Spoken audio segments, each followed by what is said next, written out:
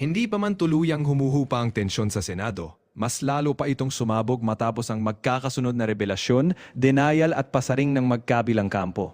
Sa isang banda, iginigiit ng minority bloc na buo sila. Sa kabilang banda, sinasabi naman ng majority na walang nababawasan at walang traidoran. Buo yung 13, sa 13 walang onsihan. Pero habang naglalaban ang mga numero, mas malaking tanong ngayon ng publiko ang unti-unting lumulutang.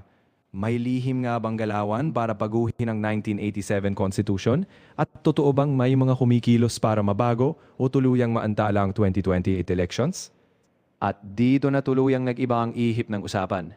Dahil kasunod ng girian sa liderato, biglang sumabog ang privilege speech at video presentation ni Senadora Amy Marcos. Isang pasabog na ngayon ay yumanig hindi lang sa Senado, kundi maging sa social media at political circles. Direktahan niyang tinakusahan ng ilang miyembro ng Kongreso at maging ang administrasyon mismo ng kanyang kapatid na si Pangulong Bongbong Marcos kaugnay ng umano'y plano para baguhin ang 1987 Constitution. Ayon kay Amy, ang itinutulak umanong Constitutional Assembly o CONAS ay hindi lang simpleng charter change, kundi posibleng daan umano para sa term extension at para mapigilan ang 2028 elections. Mas mabigat pa rito, sinabi niyang isa raw sa posibleng epekto nito ang pagtaas ng minimum age requirement sa pagkapangulo na ayon sa kanya ay maaaring direktang makaapekto kay Vice President Sara Duterte sa 2028. At isa sa pinakaumatras ng hininga ng publiko ang mismong linyang binitiwan ni Amy Marcos. Hindi ko inaakalan aabot sa punto ng buhay ko na ako, isang Marcos, magtatanggol ng 1987 Constitution, isang saligang batas na isinulat laban sa aming pamilya. Para sa marami, hindi ordinaryong pahayag iyon. Dahil sa unang pagkakataon, isang Marcos mismo ang hayagang nagsasalita laban sa umano'y pagtatangka sa constitutional amendments. Hindi rin doon nagtapos si Amy. Sa isa pa niyang pahayag, direktahan niyang sinabi, protektahan natin ang saligang batas ng Pilipinas. At mas lalong lumaki ang kontrobersya nang ilabas niya ang video presentation na naglalaman umano ng timeline ng mga meeting at galawan kaugnay ng CONAS. Dito na nagsimulang manginig ang Senado. Dahil halos agad-agad, maraming senador ang pumalag. Isa na rito si Senador Mig Zubiri. Online, sumabog ang mga patutsyada laban sa kanya. Mula raw sa pagiging abstain hanggang sa pagiging associated with the minority. At kalaunan ay aktwal na pakikipagbotohan kasama ng minority, lalo raw naging kapansin-pansin ang mga galaw ni Zubiri. At lalo pang uminit ang sitwasyon matapos niyang questionin at ipatanggal umano ang video at privilege speech ni Amy Marcos sa Senate records. I want to point out that the video that the lady senator presented was obviously opinionated, a propaganda tool, right? It's should be stricken off the record, Madam President. And it's unparliamentary. Pero para sa mga kritiko, mahina raw itong depensa. Dahil imbes na diretsahang pasinungalingan ng nilalaman, mas naging sentro ng usapan ang pagtatangkang ibabura ito. At dito na pumasok ang tinatawag na yung Bulaga 11. Isang bansag na ngayon ay umiikot sa social media, kaugnay ng umano'y mas malaking galawan para sa charter change bago ang 2028 elections. Sunod-sunod na ring lumabas sa mga panawagan online. No to Chacha. We want elections in 2028. At habang umiinit ang debate, mas dumami rin ang mga senador na bumatiko sa video ni Amy. Kabilang dito si Narisa Hontiveros, Raffy Tulfo, Bam Aquino at Kiko Pangilinan. Tinawag pa ni Pangilinan na fake news ang naturang video. Ayon sa kanya, dapat daw hanapin ang katotohanan sa facts, hindi sa disinformation video propaganda. Iginiit din niyang hindi niya sinuportahan ang charter change noong siya pa ang chairman ng Committee on Constitutional Amendments. Pero habang may mga tumatanggi, may mga detalye ring lalo lang nagpasiklab sa usapan. Dahil maging si Ping Lacson na pangalanan bilang source umano ni Lito Banayo.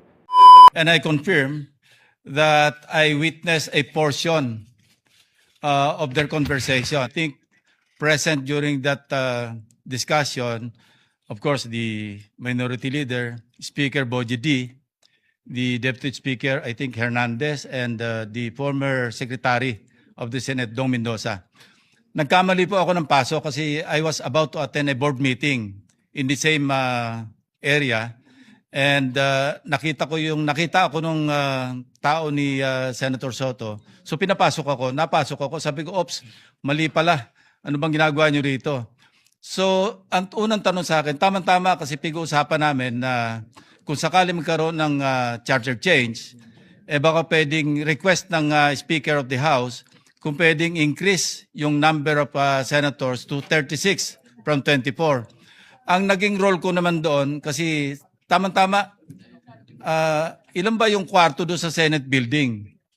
Sabi ko, 65, kasi yun ang request ni Senator Pimentel at that time. He was also thinking of increasing the number of senators. So, 36 lang kailangan.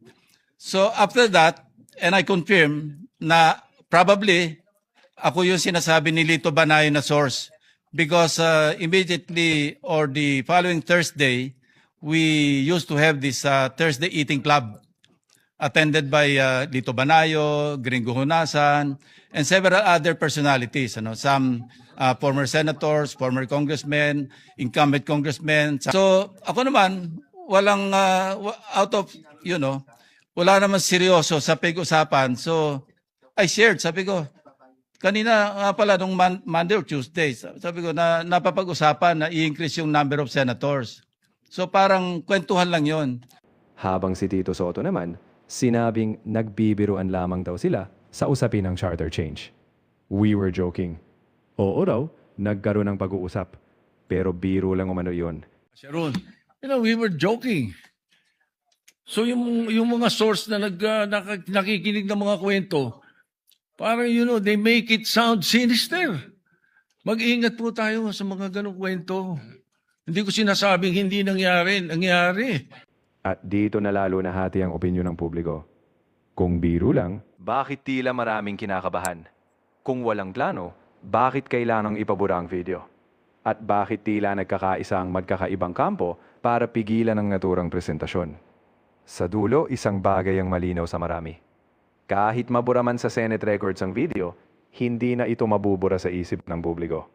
Dahil nasa Facebook na, nasa YouTube na, naikalat na, napag-usapan na. At ayon sa mga sumusuporta kay Amy, iyon na mismo ang tunay na panalo.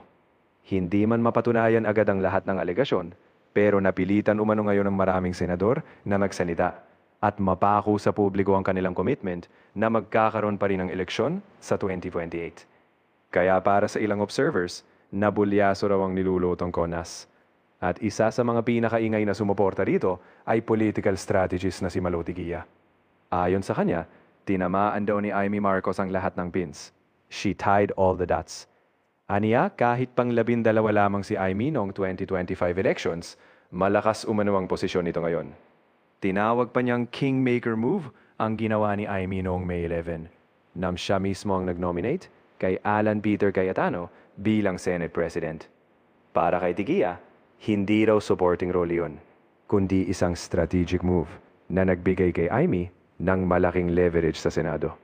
Dagdag pa niya, matindi raw ang naging narrative ni Amy, lalo na nang gamitin ito ang kasaysayan ng sariling pamilya upang magbabala laban sa term extensions at constitutional manipulation. Ayon pa kay Tigia, propaganda man o hindi ang video, nagawa nitong ilabas sa publiko ang mga usaping matagal nang ibinubulong sa likod ng kapangyarihan.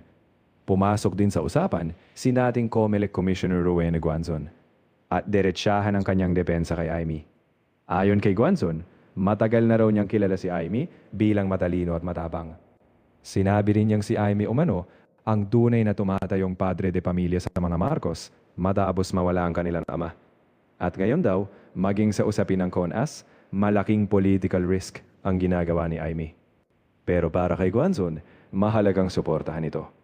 Dagdag pa niya, kahit wala na sa Senate records ang video presentation, nasa internet na raw ito habang buhay. At hindi na yon mabubura. Ganito rin ang tono ng political commentator na si Joey Cruz.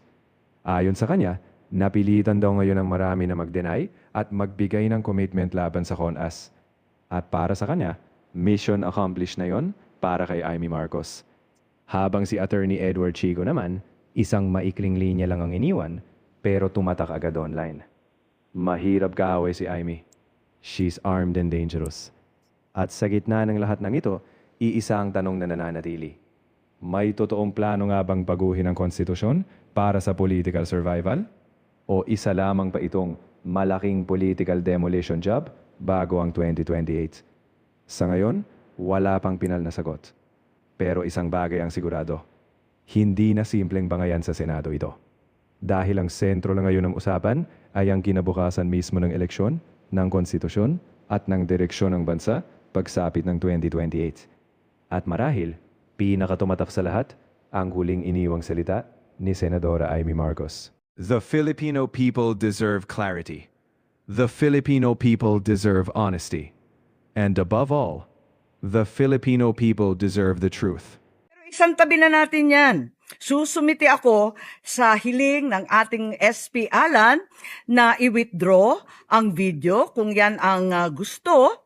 Sana kapalit niyan, ipangako natin lahat sa ating taong bayan na walang term extension na mangyayari at na may eleksyon sa 2028. Yun lang po ang aking hinihiling.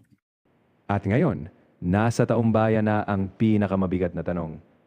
Kung talagang walang plano para sa term extension at no election, bakit tila takot na takot ang ilan sa isang video presentation?